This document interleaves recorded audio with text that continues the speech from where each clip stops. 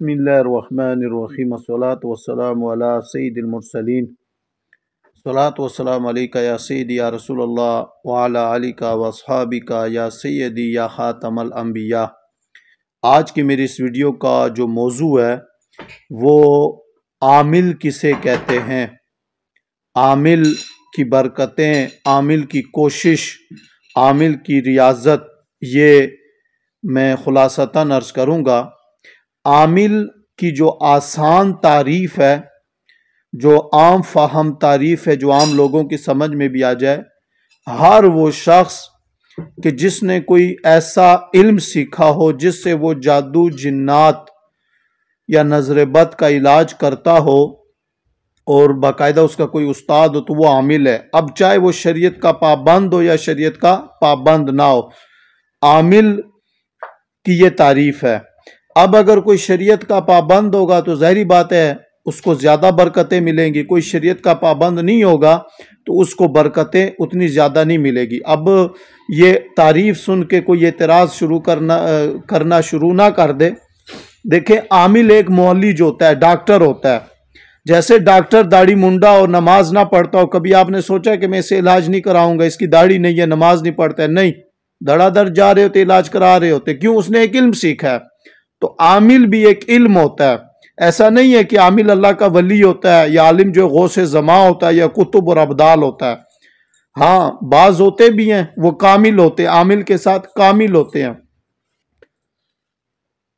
اب ہمیں کیسے پتا چلے گا کہ یہ عامل کس طرح کا ہے؟ دیکھیں، عامل کا طریقہ کار دیکھیں کہ وہ جب علاج کرتا ہے تو کس طرح علاج کرتا ہے، کیا پڑھتا ہے۔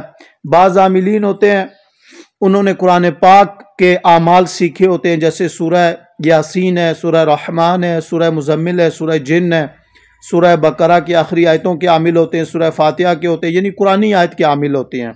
بعض ہوتے ہیں وہ قرآنی آیت کے عامل نہیں ہوتے، انہوں نے اپنے استادوں سے سیکھا ہوتا ہے، وہ صرف عامل ہوتے ہیں۔ اب وہ جادوگر بھی ہو سکتے ہیں، تو انہوں نے کوئی ایسے الفاظ سیکھے ہوتے ہیں کہ جو مختلف زبانوں میں ہوتے ہیں۔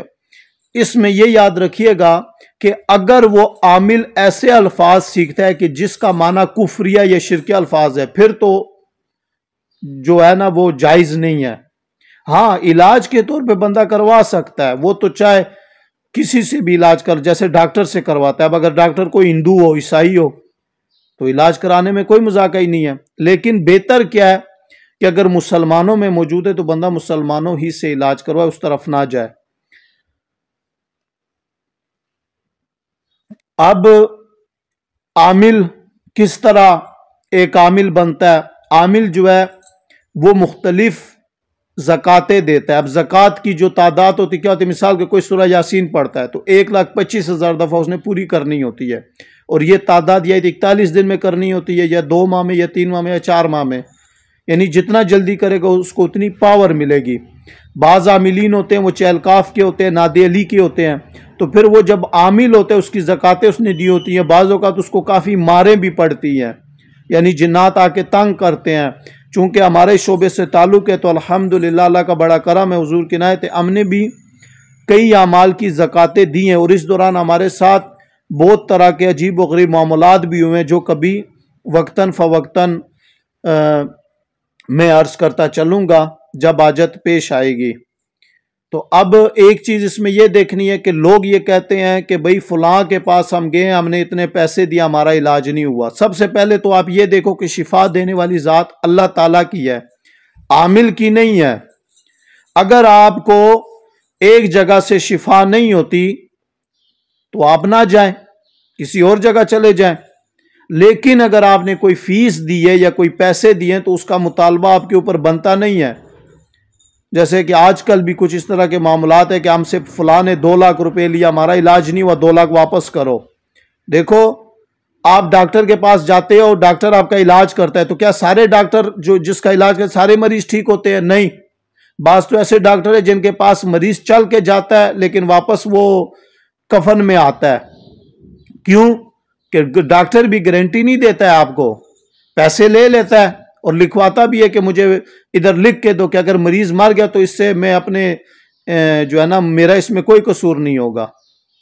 تو بتانے کا مقصد یہ کہ جس طرح ڈاکٹر کو پیسے دے علاج نہ ہو تو پیسے آپ واپس نہیں لیتے، اس طرح اگر عامل ہے اور واقعی وہ عامل ہے، یعنی جس کی تعریف میں نے بیان کر دی کہ وہ علاج کرنا جانتا ہو، ٹھیک ہے نا، اب اس میں تو کوئی سرٹیفکیٹ جاری کیا نہیں جاتا کہ وہ آپ کو سرٹیفکیٹ دکھائے کہ بھئی دیکھو میں نے فلاں ادارے سے عملیات کا کورس کیا۔ عامل وہی ہوتا ہے کہ جس نے زکوٰۃ دی ہوتی ہے عمل کی، اب فلاں عملیات کی اس نے زکوٰۃ دی ہے، کوئی آیت الکرسی کی، اور پھر لوگوں کا تجربہ بھی ہوتا ہے۔ تجربہ یہ ہوتا ہے کہ 10 بندے جاتے ہیں، 3 کو فرق پڑتا ہے، 4 کو نہیں پڑتا، اب تجربہ ہو گیا ہے۔ جیسے کہ ایک دفعہ میرے پاس ایک بیٹا اور ایک والد آئے، والد کو فالج تھا اور بیٹے کو بخار تھا، فالج والا ٹھیک ہو گیا، بخار والا ٹھیک نہیں ہوا، حالانکہ ہم نے ایک ہی دم کیا ہے۔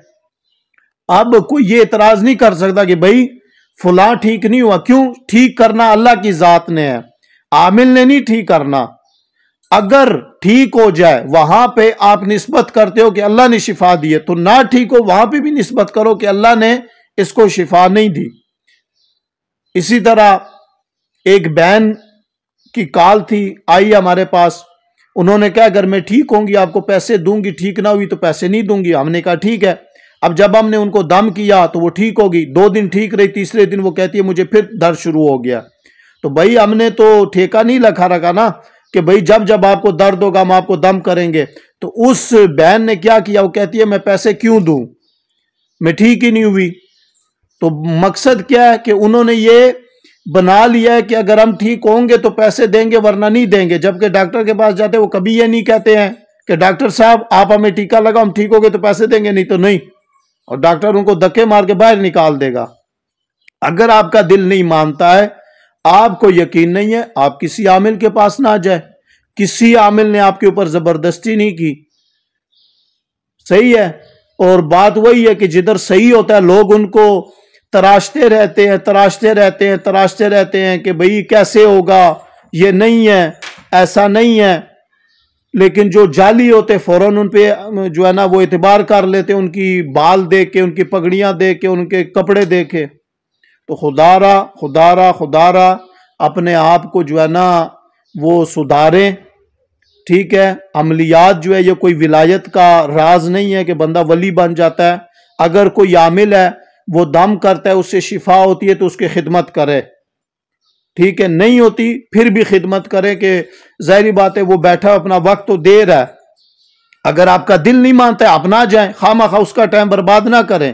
آپ نہیں جائیں گے وہ عامل اپنا کام شروع کر دے گا، کوئی درزی کا کام کرے گا، کوئی ڈرائیونگ کرے، کچھ بھی کرے گا، ظاہری بات ہے آپ جائیں گے تو اس وجہ سے پھر وہ بھی اپنا کام نہیں کر سکے گا، اور ساتھ میں جب وہ کچھ معاوضہ طلب کرے گا پھر آپ کو ٹینشن ہوگی کہ نہیں بھئی کیوں دیں، ہمیں تو فرق نہیں پڑا۔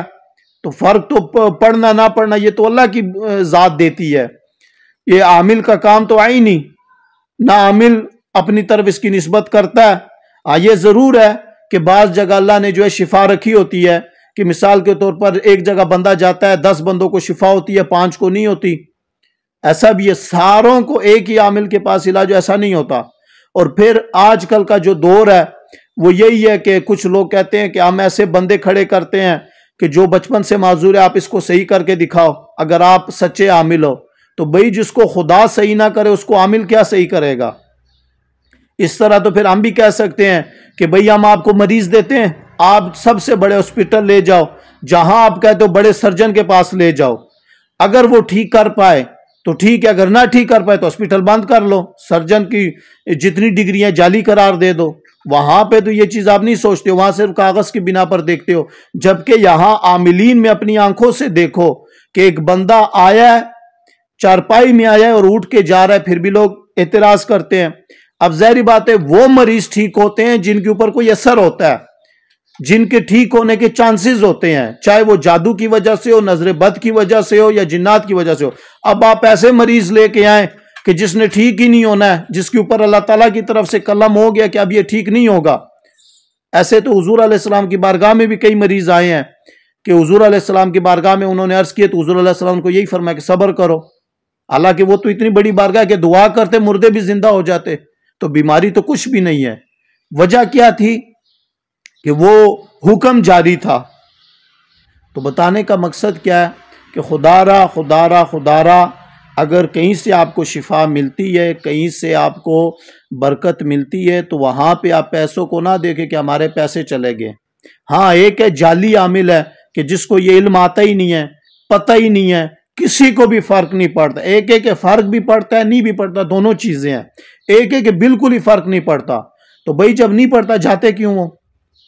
یہاں تو ایسا ہے کہ فرق بھی پڑتا ہے، جاتے بھی ہے، پھر بھی آگے سے کہتے ہیں کہ بھائی کیوں پیسے کیوں دے، آپ نے کیا کیا؟ ایک دفعہ میرے ساتھ ایسا واقعہ ہوا کہ ایک لیڈیز ہمارے پاس آئی، تو ان کی ٹانگ میں درد تھا، شاید وہ یہ ویڈیو دیکھ بھی رہی ہو، تو میں جو حق ہے وہ بتاؤں گا۔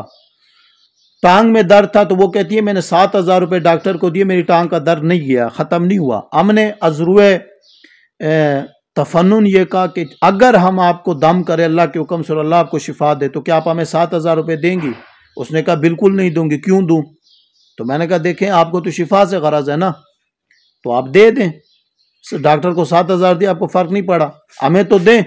تو جب ہم نے ان کو دم کے ان کی ٹانگ ٹھیک ہوگی، اس دوران باقی کا مجھے نہیں پتا بعد میں کیا، اس وقت ان کو ہم نے کھڑا کیا کہ چلیں وہ ٹھیک ہوگی، تو انہوں نے کہا میں 1 روپیہ بھی نہیں دوں گی۔